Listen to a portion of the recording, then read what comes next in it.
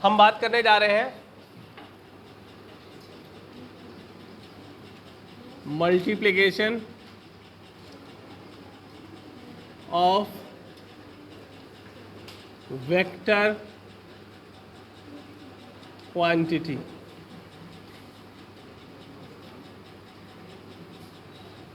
ठीक है, हम दो वेक्टर मल्टीप्लाई करना सीखने जा रहे हैं। सभी लोग ध्यान से देखेंगे। सबसे महत्वपूर्ण बात, जब दो वेक्टर मल्टीप्लाई करते हैं तो रिजल्ट क्या आता है। अच्छा, इसे लिखने का तरीका मैं पहले समझा दूं तुम्हें।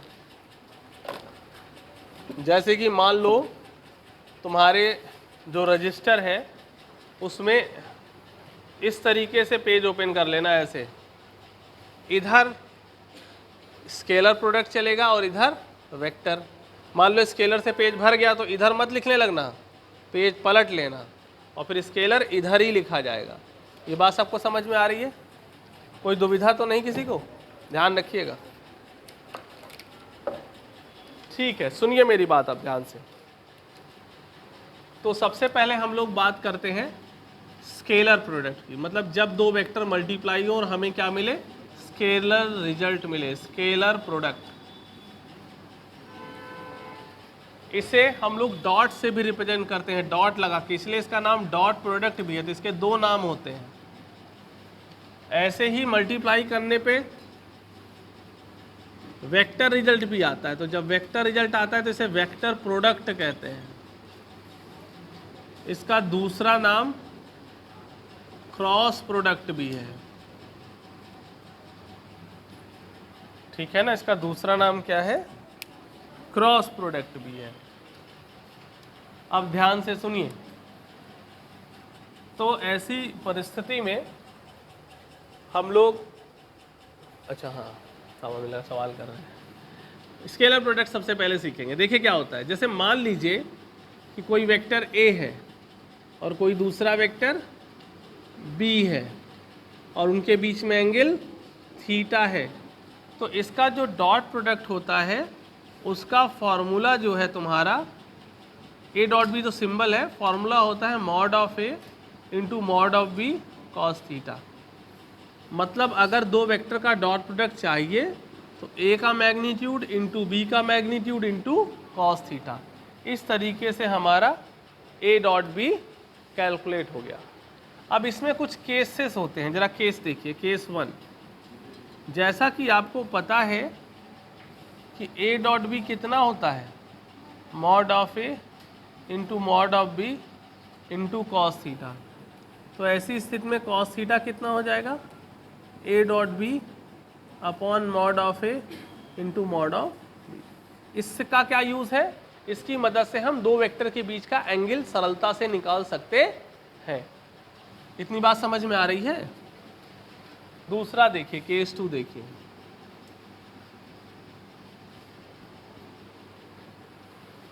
केस 2 क्या कहता है उसे समझिए।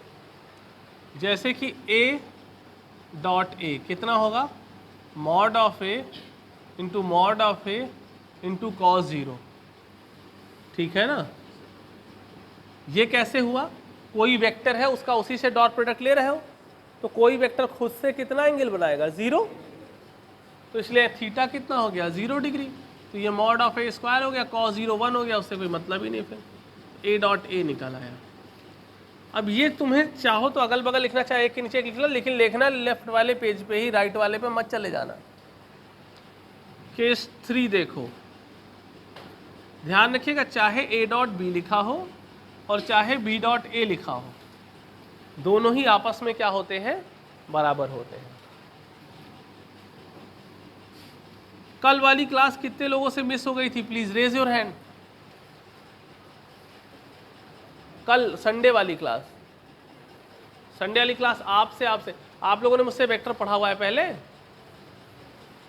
तब काहे मिस कर दिए? ये देख लो, मुस्किया रहे बैठे आप। बेटा चाहे दुनिया में कुछ हो जाए, क्लास मत मिस किया करो। क्लास ही तुम्हारी सफलता की गारंटी है।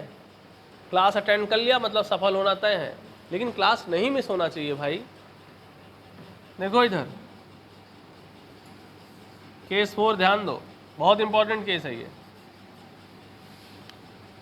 अगर ए डॉट बी जीरो है लेकिन ना तो ए का मैग्नीट्यूड जीरो है और ना ही बी का मैग्नीट्यूड जीरो है, तो ऐसी परिस्थिति में क्या हो जाएगा? देखो ए डॉट बी क्या होता है, ओपन करो, mod of A into mod of B cos theta and it is equal to what? Zero. अब ए और बी जीरो नहीं है तो कॉस थीटा क्या हो जाएगा? जीरो। तो थीटा कितना हो जाएगा? 90 डिग्री। इसका मतलब vector A perpendicular to vector B. क्या इतनी बात समझ में आ रही है? Vector A perpendicular to vector B.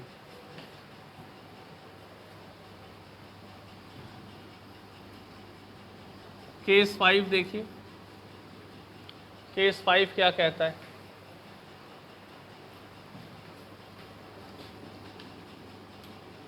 I dot I क्या होगा? अब ये सब मैं इधर लिख रहा हूं, तुम्हें इधर ही लिखना है, तुम्हें उधर नहीं लिखना है। आई डॉट आई क्या होगा? कैसे? Mod of I into mod of I into cos zero. भाई कोई वेक्टर खुद से ही एंगल क्या बनाएगा? जीरो बनाएगा। और मॉड ऑफ आई कैप क्या होता है? मॉड ऑफ आई कैप क्या होता है? क्यों 1 होता है? क्योंकि ये यूनिट वेक्टर है और यूनिट वेक्टर का मैग्नीट्यूड बच्चों 1 होता है, तो 1 इंटू 1 इंटू 1 डेट इज 1। ऐसे ही जे डॉट जे क्या होता है?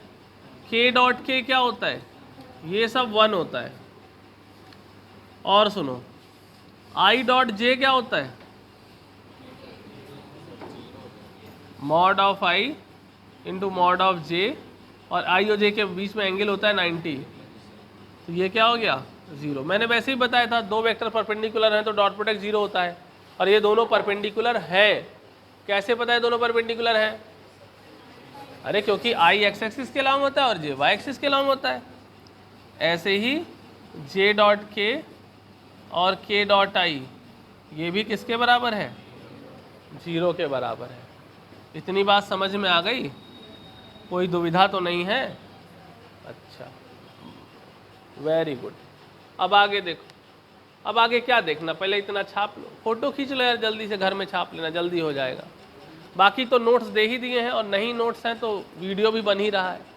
अभी फ़िलहाल फ़ोटो खींच लो आज के लिए, घर में जाके सुंदर सुंदर छाप लेना, थोड़ा समय बच जाएगा ना फिर।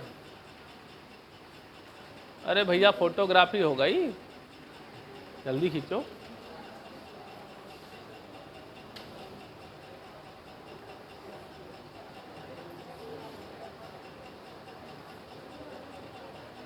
चलो मान लिया खींच लिया यार, एज्यूम भी तो करते हैं हम लोग, लेट इट इज एक्स, तो लेट खींच लिया, ठीक है। देखो बाकी जो ऑनलाइन देख रहे हैं वो स्क्रीन को पॉज करें और सुकून से छापें। क्यों भाई? ऑनलाइन के पास विशेष सुविधा उपलब्ध है, स्क्रीन पॉज करके सुकून से छाप लें।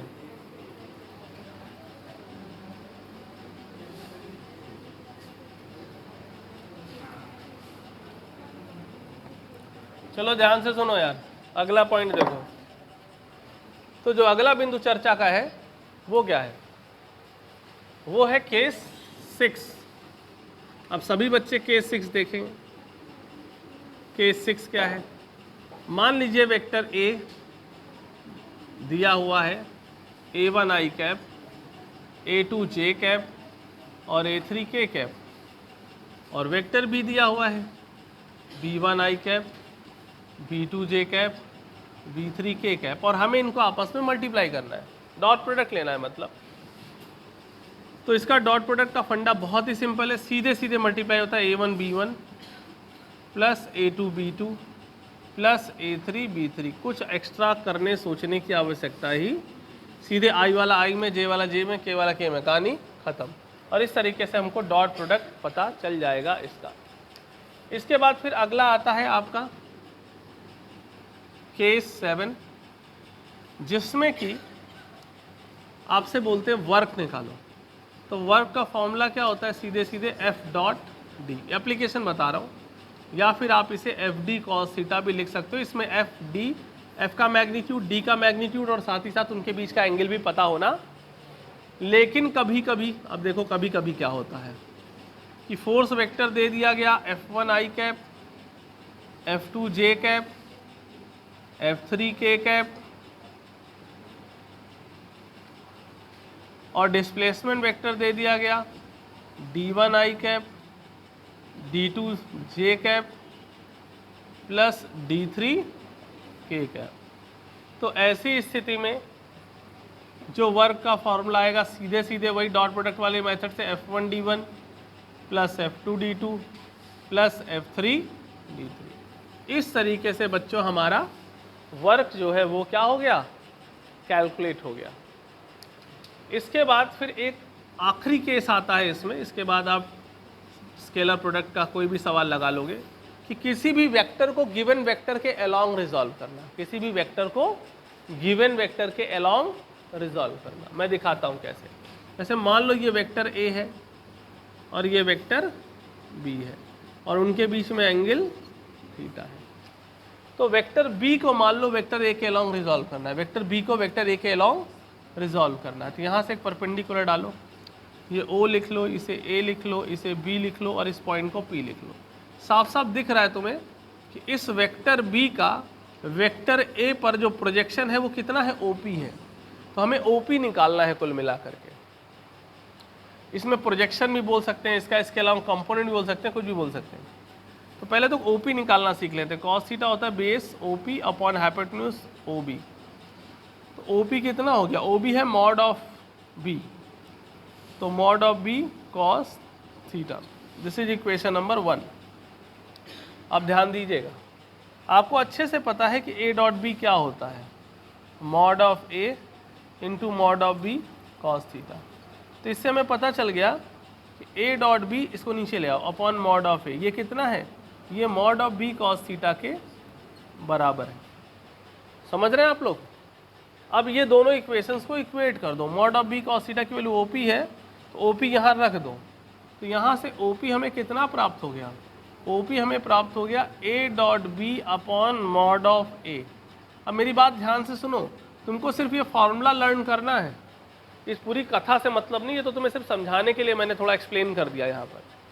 यहाँ पर तुम ऐसे समझ लो, अगर किसी वेक्टर का किसी वेक्टर के डायरेक्शन में कंपोनेंट निकालना है तो उन दोनों के डॉट प्रोडक्ट में उस वेक्टर के मैग्नीट्यूड से डिवाइड करते हैं जिसके अलोंग रिजॉल्व करना है। फिर से सुन लो मेरी बात, अरे छापो नहीं, सुनो। मैं ये कह रहा हूं कि अगर किसी वेक्टर का कंपोनेंट किसी गिवन, या वेक्टर बी का कंपोनेंट वेक्टर ए के अलोंग निकालना है, तो क्या करोगे, दोनों वेक्टर का डॉट प्रोडक्ट लिख लेना ऊपर और डिनोमिनेटर में क्या लिख देना, जिसके अलोंग रिजॉल्व करना है उसके मैग्नीट्यूड से डिवाइड कर दिया। समझ में आ गई बात सबको। तो डायरेक्ट ये करना है, ये सब नौटंकी करने की कोई जरूरत नहीं है, ये तो बस ज्ञान बढ़ा रहे थे तो बढ़ा दिया। अच्छा एक चीज़ और, मान लो ये बोले नहीं यार हमको तो वेक्टर फॉर्म चाहिए, वेक्टर ओपी चाहिए, तो बहुत आसान है। ए डॉट बी अपॉन जो मॉड ऑफ ए है उसमें क्या करो, उसमें तुम सीधे सीधे इस डायरेक्शन में वेक्टर कौन सा है, ए, तो उसके अलावा यूनिट वेक्टर क्या हो जाएगा, ए कैप, ए कैप से मल्टीप्लाई कर दो। और इसे सिंप्लीफाई करना चाहो तो A dot B upon mod of A, और ए कैप को क्या लिखोगे, vector A upon mod of A. और सिंप्लीफाई करोगे तो O P is equal to A dot B into vector A upon mod of A का square. तो अगर वेक्टर फॉर्म में लिखोगे तो ऐसे है, और सिर्फ मैग्नीट्यूड की बात करोगे तो ऐसे है। 90% से ज़्यादा केसेस में सिर्फ यही पूछा जाता है। ये तो मैंने तुम्हें थोड़ा सा एडवांस वर्जन बता दिया कि मान लो अगर तुमसे कहीं वो वेक्टर फॉर्म पूछ ले तो कैसे लिखोगे। सब कुछ वही है, बस ए कैप से और मल्टीप्लाई हो गया है, ठीक है ना। ए कैप कौन सा वेक्टर है, वो यूनिट वेक्टर है जो इस बेस वेक्टर के अलोंग है। बात सबको समझ में आ रही है। ये आपका डॉट प्रोडक्ट का कहानी खत्म हो गया। अच्छे से इसे देखिए और सुंदर सी फोटो खींचिए।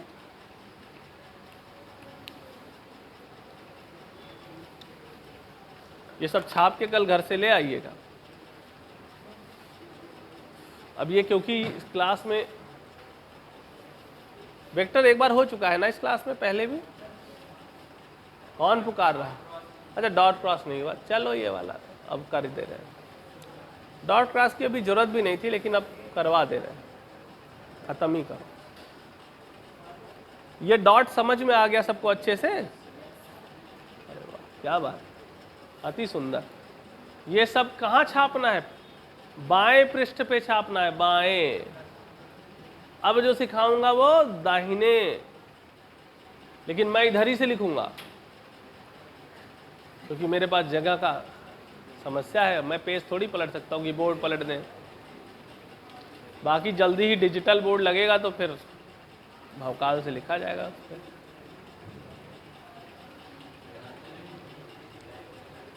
हाँ भाई, देखें, मिटा दें इसको।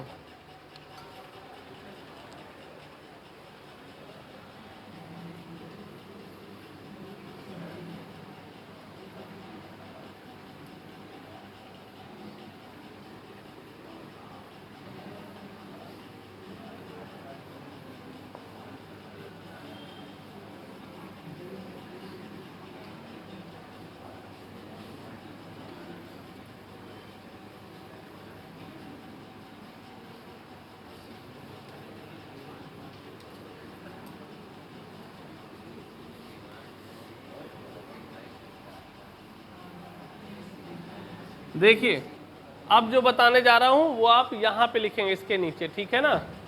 चलिए, बातें नहीं, ध्यान से सुनिए मुझे। नो पंचायत, ओए चुप, देखो, ध्यान से देखो। तो अभी हम चर्चा करने जा रहे हैं वेक्टर प्रोडक्ट या क्रॉस प्रोडक्ट। आपको पता है कि इसमें हमें जो रिजल्ट मिलेगा वो एक वेक्टर क्वांटिटी होगी, तो ऑब्वियस सी बात है उसकी दिशा भी निकालनी आनी चाहिए। पहले तुम यही सीख लो दिशा कैसे निकालते हैं। मान लो एक वेक्टर ए है, यहाँ देखो यहाँ, और एक वेक्टर बी है, और हम ए से बी को मल्टीप्लाई कर रहे हैं। ये भी महत्वपूर्ण होता है कि हम ए से बी कर रहे हैं कि बी से ए कर रहे हैं। और ए और बी किधर भी रख सकते हो, कोई जरूरी नहीं ए हमेशा इधर ही हो, उधर भी रख सकते हो। तो अगर हम ए से बी को मल्टीप्लाई कर रहे हैं तो हमारा जो क्रॉस प्रोडक्ट का डायरेक्शन होगा वो राइट हैंड थंब रूल से निकलता है। हम अपने राइट हैंड को यूं ओपन करेंगे और अगर ए से बी मल्टीप्लाई हो रहा है तो ए पे रखेंगे और बी की तरफ घुमाएंगे, तो थंब हमारा क्या होगा? ए क्रॉस बी का डायरेक्शन देगा। अगर बी क्रॉस ए निकालना है तो बी से ए की तरफ घुमाएंगे, मतलब ए क्रॉस बी अगर ऊपर है तो बी क्रॉस ए नीचे है, मतलब ये दोनों एक दूसरे से विपरीत दिशा में होते हैं। और ध्यान रखना, राइट हैंड, नहीं तो बच्चे क्या होते हैं, राइट हैंड से लिखते रहते हैं, लेफ्ट खाली होता है तो लेफ्ट से निकाल देते हैं। इतने बिजी है यार, से छोड़ो, इससे निकाल दो, उल्टा आंसर आएगा, ध्यान रखना। तो ऐसी गलती आपको नहीं करनी है, ठीक है?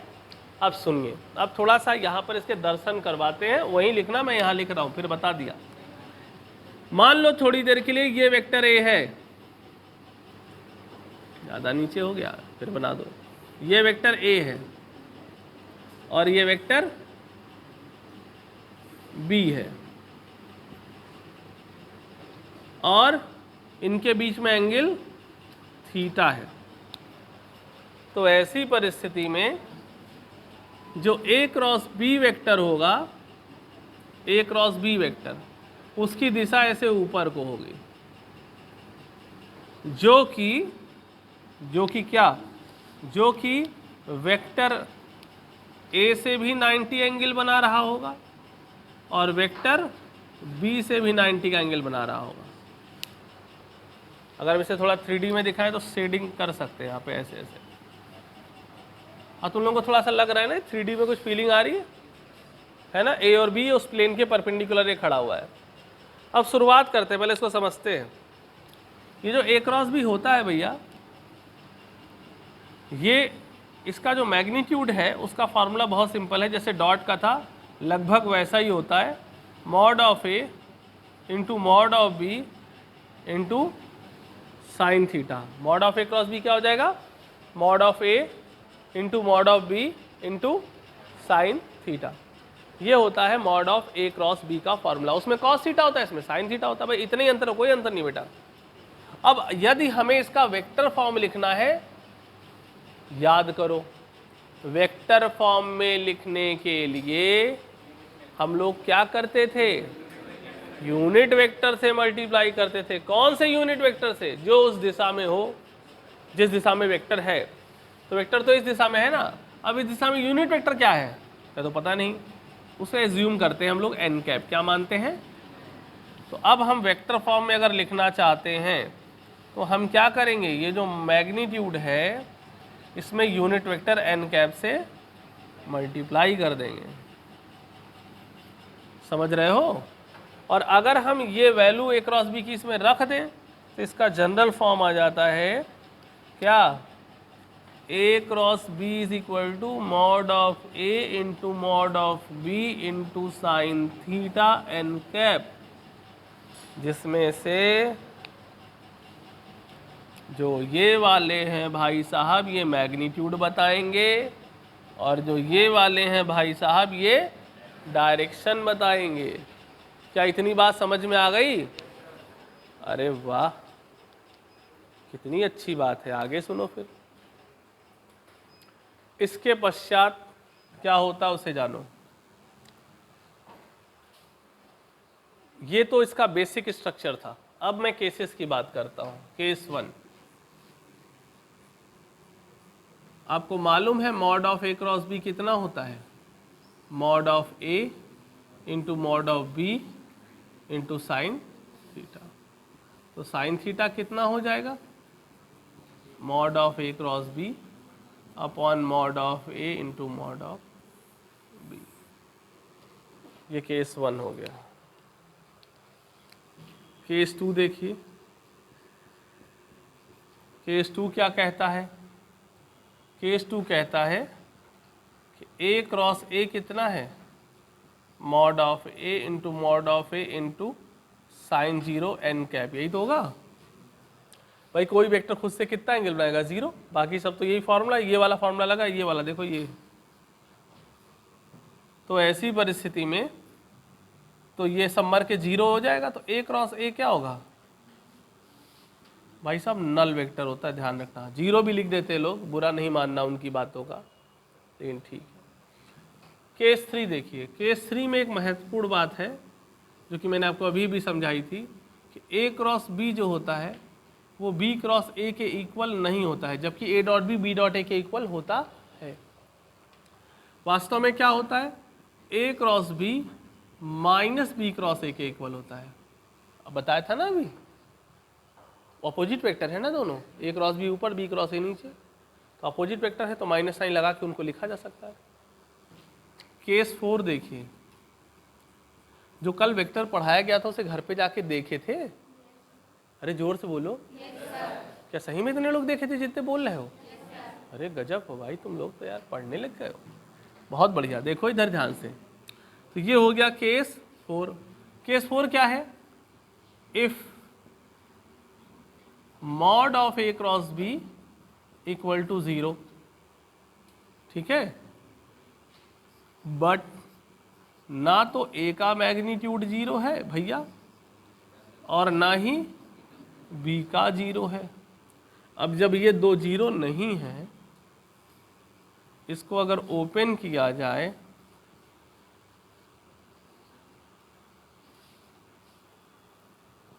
तो जब ए और बी 0 नहीं है तो ऑब्वियस सी बात है साइन थीटा क्या होगा, 0 होगा।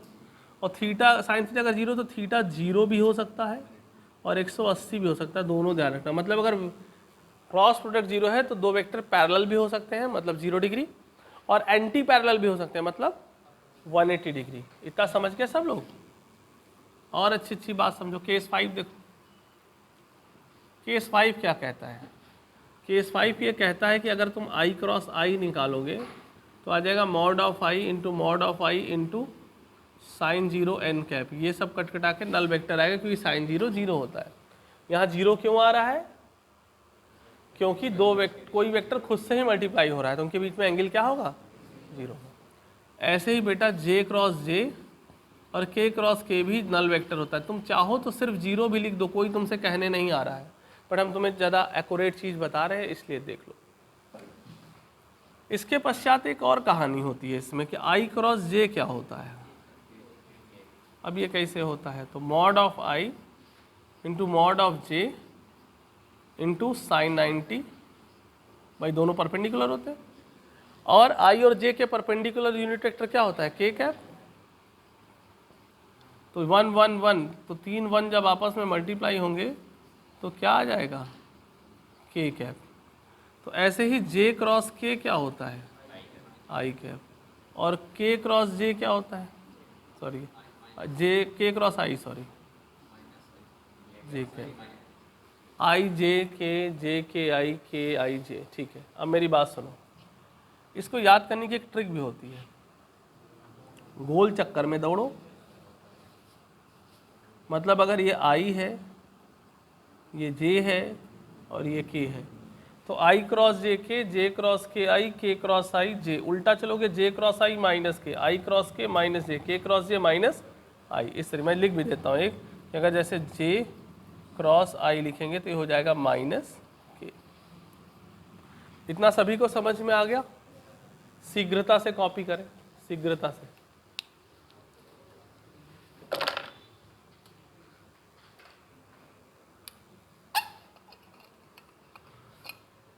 डिजिटल कॉपी बना रहे हो आजकल तुम लोग, है?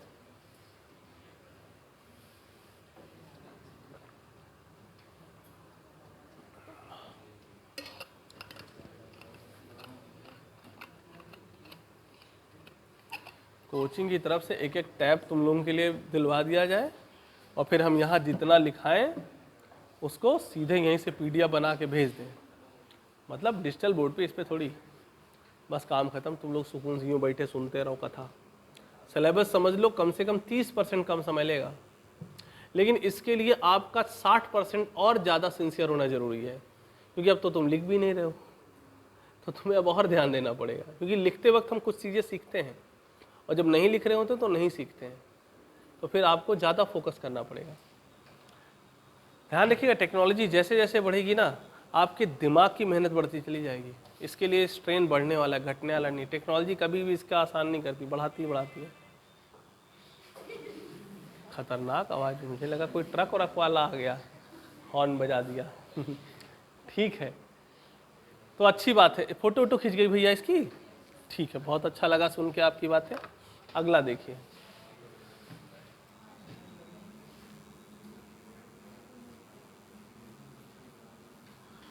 वेक्टर की सीट कितने लोगों के पास है?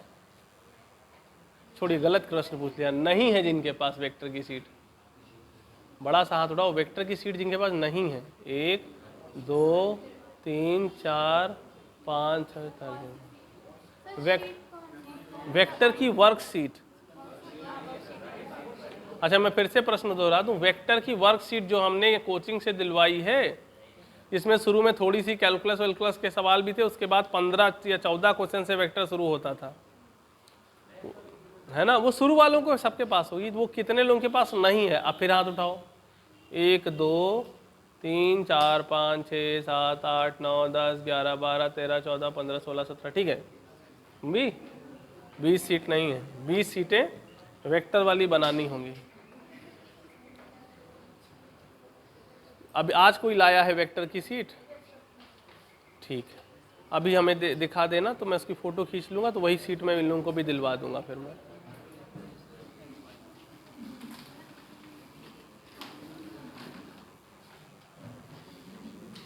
तो अब वेक्टर भी लगा डालो भाई, जब पढ़ लिए हो, नहीं तो फिर भूल जाओगे सब। एक दिन वेक्टर डिस्कस करा देंगे। देखो सिलेबस की तो चिंता ही मत करो, तुम्हारा सिलेबस बहुत आ गया यार, एकदम तुम चिल मोड में पढ़ाई करो, बस सब चीज़ें अच्छे से करते चलो, और कुछ नहीं है।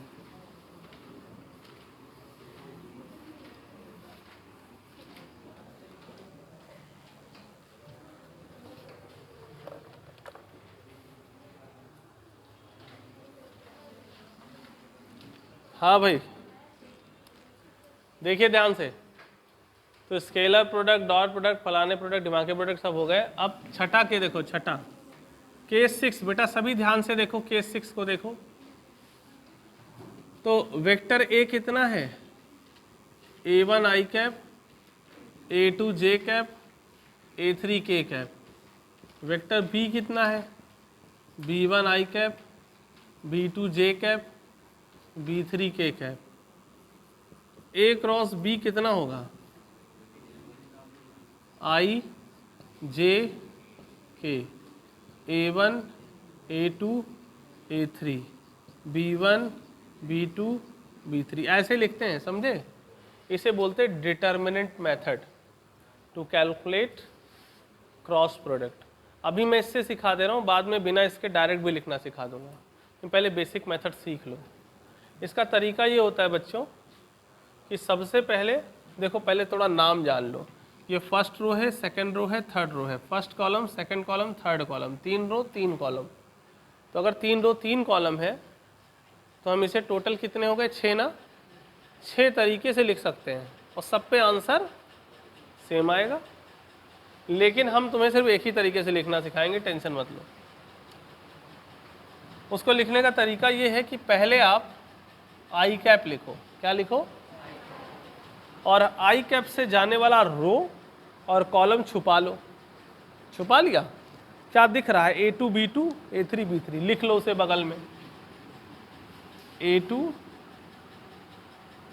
कहाँ गया? हाँ, B2 और A3 और B3। फिर दूसरा एलिमेंट लिखो J कैप। ध्यान रखना ये ऑल्टरनेट चलता है, प्लस माइनस प्लस। तो यहाँ पे हो जाएगा माइनस J कैप और उससे जाने वाला रो और कॉलम छुपा लो। A1 B1 A3 B3 क्या हो जाएगा? A1 B1 A3 B3 और फिर आ जाएगा K कैप। वो क्या होगा? ये इससे जाने वाला रो और कॉलम छुपा लो। A1 B1 A2 B2। तो यहाँ से A1 B1 A2 B2, ठीक है ना। तो यहाँ से इसको मल्टीप्लाई कर दो। A2 B3 minus A3 B2, इसको मल्टीप्लाई कर दो। A1 B3 minus A3 B1, फिर इसको कर दो A1 B2 minus A2 B1। अब तुम कहोगे सर इसको डायरेक्ट भी लिख सकते हैं? एकदम लिख सकते हो। कैसे लिखेंगे देखो, जैसे मान लो डायरेक्ट लिखना, ये दोनों स्टेप हम खा जा रहे हैं, तो कैसे लिखेंगे? पहले लिख लो आई कैप, लिखा। अब इन दोनों को छुपा लो, यहीं पे छुपा लो। A2 B3 minus A3 B2 आ गया डायरेक्ट। फिर माइनस J कैप लिखो, अब की बार इसको छुपा लो। A1 B3 minus A3 B1। फिर क्या लिखा? प्लस K कैप, अब की बार K वाले को छुपा लो। A1 B2 minus A2 B1। तो इससे क्या हुआ? ये 2 फर्जी स्टेप खत्म हो गए। ये स्टेप छोटे बच्चों को सिखाए जाते हैं जो 11वीं में होते हैं और उनको 5 नंबर मिलने होते इस सवाल के। लेकिन अब वो बचपन के दिन गए। अब तुम डायरेक्ट यहाँ से कहाँ पहुँचोगे? बता इसलिए दिया ताकि आपको लगे सब वही दुनिया चल रही, कुछ नहीं है। बस ये है कि अब उसको हम डायरेक्ट रिलेट कर सकते हैं। बीच के 2 स्टेप बचाने का मतलब हमारे कम से कम ये दोनों लिखने में 20-25 सेकंड जाएंगे। वो 20-25 सेकंड आप बचा ले जाओगे। और सेकंड से ही मिनट बनता है, ये नहीं सुना कभी तुमने? हाँ ठीक है। अच्छा सुनो, ये तो हो गया छठा वाला, कहानी ख़त्म। अब पहले तो इसकी फ़ोटो खींच लो, इसकी एक्सक्लूसिव फ़ोटो खींचो, लिख लो, फिर मिटा के करते हैं। खींचो इसकी फ़ोटो जल्दी से।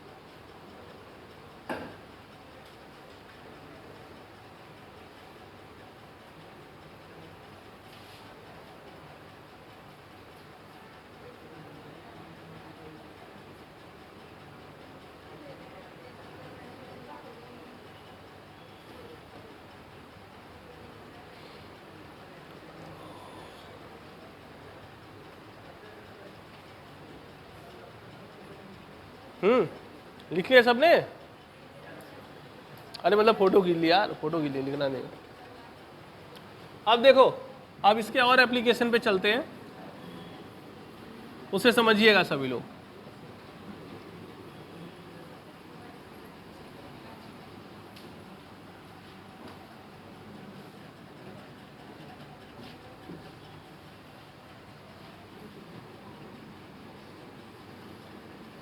केस 7 ना, अब ध्यान दीजिएगा।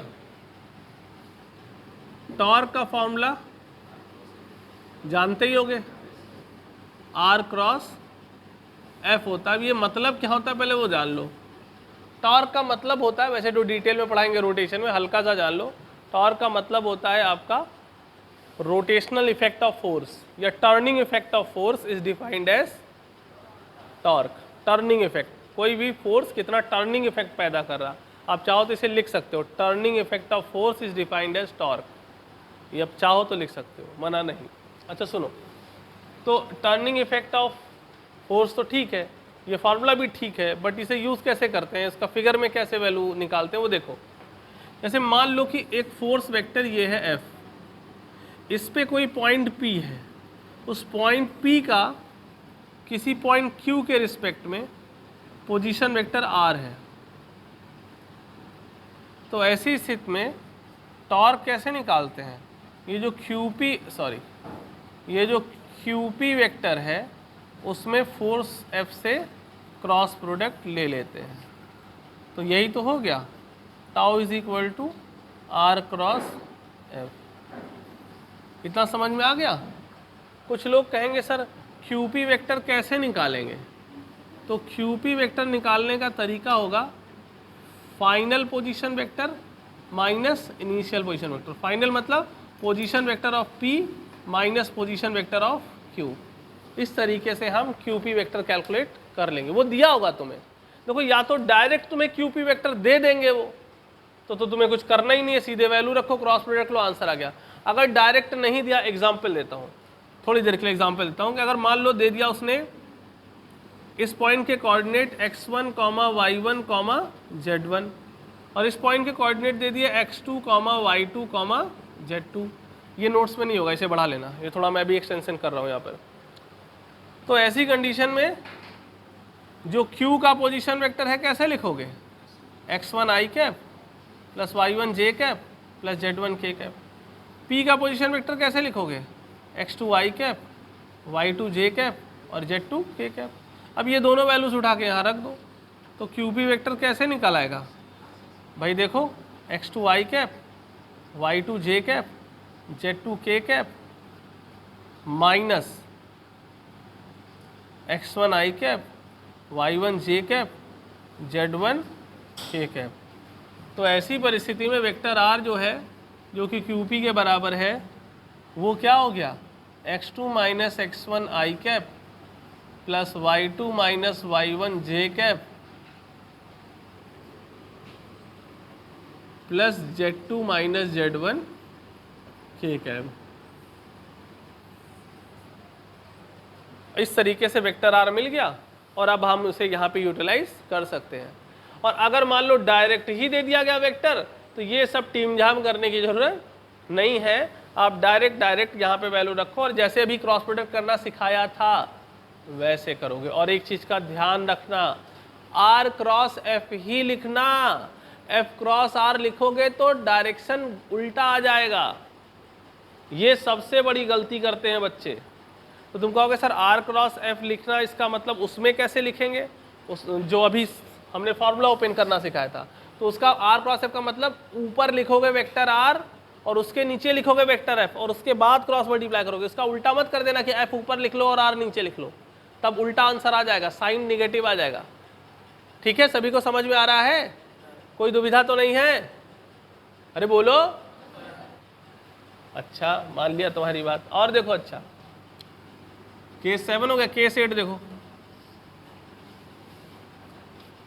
केस 8 में क्या है, आपने बचपन में एक फार्मूला पढ़ा होगा, A cross B is equal to mod of A cross B into n cap. बोलो बचपन में फार्मूला पढ़ा कि नहीं पढ़ा, याद आया बचपन अपना, अभी अभी बीता है।